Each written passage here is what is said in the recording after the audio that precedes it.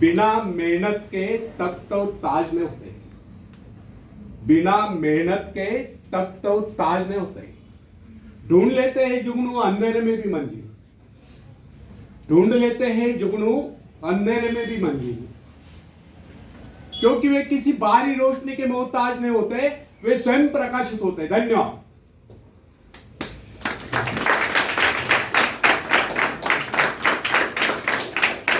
समझा? जुगनू क्या होता है?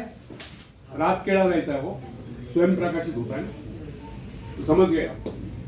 तो फ्रेंड्स, एक व्यक्ति है जिसके शरीर में स्वच्छ रक्त संचार हो रहा है, जिसके चौड़े कंधे हैं, सुंदर मजबूत 2 हाथ है, जिसका वजन भी अच्छा है, जो सभी अंगों से युक्त तथा शरीर से चुस्त मस्त है।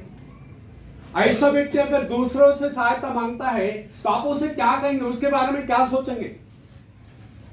अवश्य वह सर्वांग संपन्न होकर भी अपंग कहलाएगा।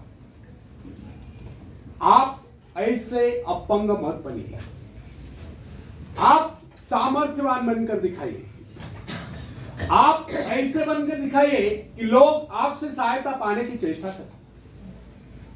क्या आपको पता है कि आप जिन लोगों को जानते हैं उनमें बहुत से ऐसे हैं जिन्हें किसी दूसरों से सहायता की प्रतीक्षा है? सही बात तो यह है कि उनमें से बहुत से लोगों को इस बात का भी पता नहीं उन्हें जो सहायता चाहिए वो कहां से मिलने वाली है। फिर भी वे इंतजार करते और सोचते रहते कि बस अब उनका काम बनने वाला है, उन्नति के द्वार खुलने वाले हैं, कोई उनकी मदद के लिए आएगा, उनके सारे कष्ट दूर हो जाएंगे। क्या ऐसा संभव है? वास्तव में कोई किसी की सहायता करता है? ऐसे सोचने वालों ने अपने गिरेबान में झांक कर देखना चाहिए कि क्या उन्होंने किसी दूसरों की कितनी सहायता की, उन्होंने आज तक किसकी कितनी मदद की है।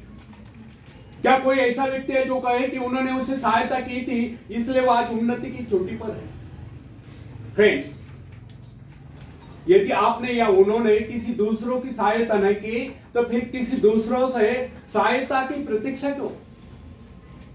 ऐसे लोग केवल अपने भूल के कारण आगे बढ़ने से रह जाते हैं। हर इंसान को चाहिए कि वह केवल अपने सहारे आगे बढ़े, लौटने के रास्ते से मुंह फेर कर बिना किसी के सहारे आगे बढ़ता जाइए। आत्मनिर्भरता से तो मनुष्य की शक्तियां विराट रूप धारण करके प्रकट होती है। आत्मविश्वास ही सफलता की नींव है। इसी आत्मविश्वास के सहारे हम दूसरों की सहायता करने में सफल हो सकते हैं। फ्रेंड्स, एक बहुत बड़े प्रबंधक एडमिनिस्ट्रेटर का कहना है, मैं अपने बेटे को ऐसी कंपनी में नियुक्त करना चाहता हूं जहां उसे कठिनाइयों का सामना करना पड़े, क्योंकि इससे उसकी सहन शक्ति और कुशलता विकसित होगी। यदि मैं उसे अपने कंपनी में रखूंगा तो वो मेरे भरोसे बैठा रहेगा, हर निर्णय के लिए वो मेरा मुंह ताकता रहेगा।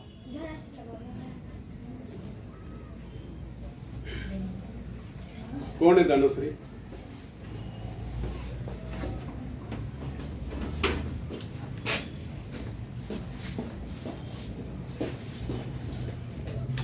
यदि मैं उसे अपने कंपनी में रखूंगा तो वो मेरे भरोसे बैठा रहेगा, हर निर्णय के लिए वो मेरा मुंह ताकता रहेगा और उसमें ठहरे हुए पानी की तरह सड़ान उत्पन्न होगी।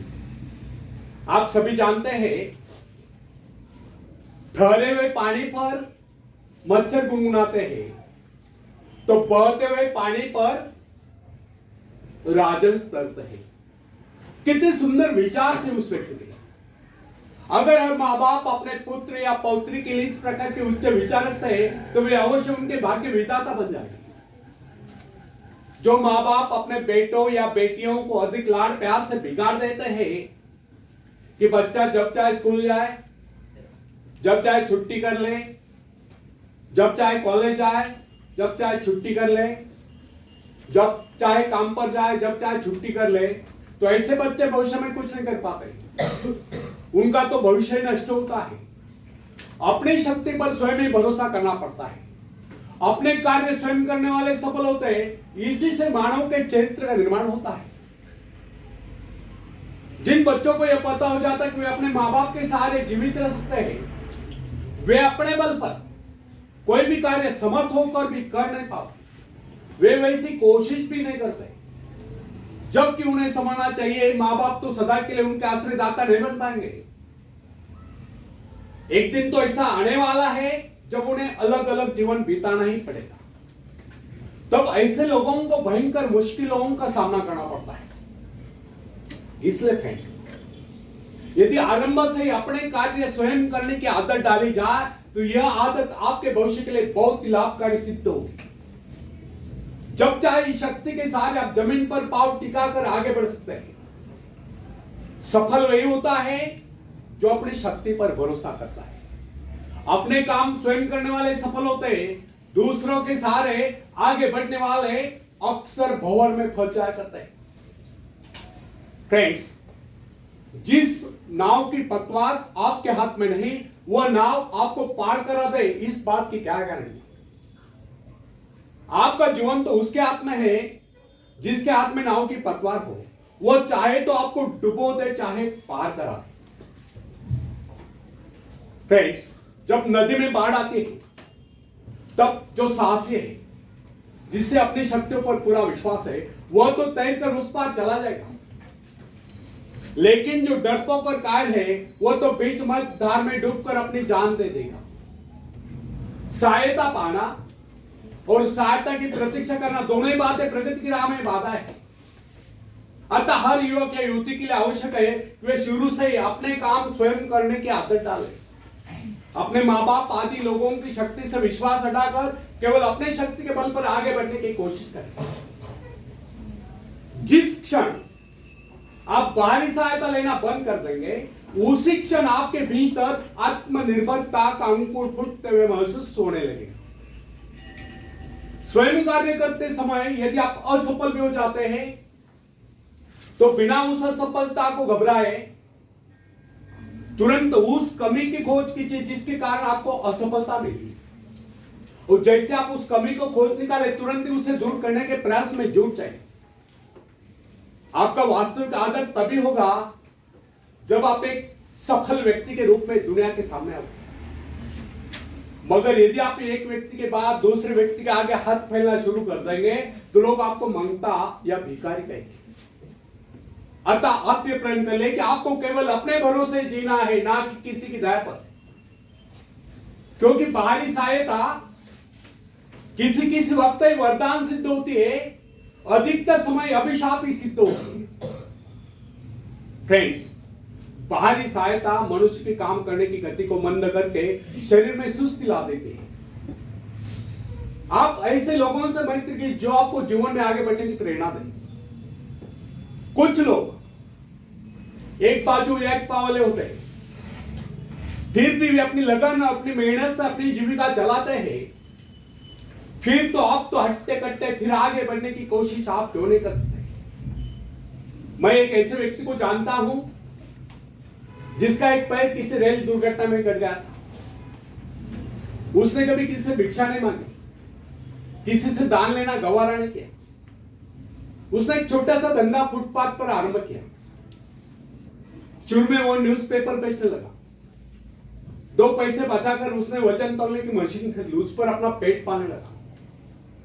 आज वही व्यक्ति उसी फुटपाथ के किनारे एक बहुमंजिला बिल्डिंग में न्यूज़पेपर स्टॉल लगाकर बैठा है, साथ में जेरॉक्स सेंटर भी खोल रखा है, और सुना है आजकल वो मोबाइल शॉपिंग भी चला रहा है। वो स्वाभिमानी था, किसी से मदद लेना वो अपना अपमान समझता था। आज वही व्यक्ति उन लोगों को जिनके हाथ पैर सलामत है, ऐसे परिवारजनों को खिलाता पिलाता है, उनके हर प्रकार की सहायता और मदद करता है, तो इसमें किसी को हैरत न हो। आज वो दूसरों की सहायता करने को हो चुका है। वो उन लोगों के लिए प्रेरणा स्थान है जो सर्वांग संपन्न होकर भी दूसरों से सहायता पाने की आशा रखते हैं। फ्रेंड्स, मैं केवल उस विकलांग की बात नहीं करता जिसे मैं जानता हूं। इस संसार में ऐसे बहुत से विकलांग लोग हैं जो अपने हिम्मत से खुद भी खा रहे हैं और अपने परिवार को भी पाल रहे हैं। ऐसे स्वाभिमानी, मेहनती, आत्मविश्वासी और साहसी लोगों को अपनी जीविका चलाते देखकर हमें स्वयं के विषय में सोचना चाहिए कि क्या हम पूर्णतः स्वस्थ हैं, साथ ही सभी अंगों से युक्त तथा शरीर से चुस्त मस्त होकर भी क्या हम अपने आप को समर्थ समझने का अधिकार रखते हैं? यदि हाँ, तो फिर किसी दूसरों से सहायता की प्रतीक्षा क्यों? कोई भी स्वस्थ तथा सर्वांग संपन्न व्यक्ति तब तक अपने आप को समर्थ समझने का अधिकार नहीं रख सकता जब तक वो समझता है कि वह किसी का अधीन है। वास्तविक स्वतंत्रता एक ऐसा उपाय है जिससे मनुष्य की शक्ति दोगुनी हो जाती है। इस प्रकार की भावना अन्य किसी प्रकार से प्राप्त नहीं होती। जब कोई युवक या युवती अपने हिम्मत के सहारे किसी व्यापार में उतरता है तो उसके मन में एक श्रेष्ठ भावना अवश्य उत्पन्न होती है। यही भावना उसे प्रसन्नता प्रदान करती है। इससे पहले किसी के अधीन न होकर चाहे वह कितना ही बड़ा कारोबार क्यों न कर चुका, परंतु उसे स्वतंत्रता से अपने आत्मविश्वास के सहारे साहस के साथ काम करने में एक नए आनंद का एहसास होता है।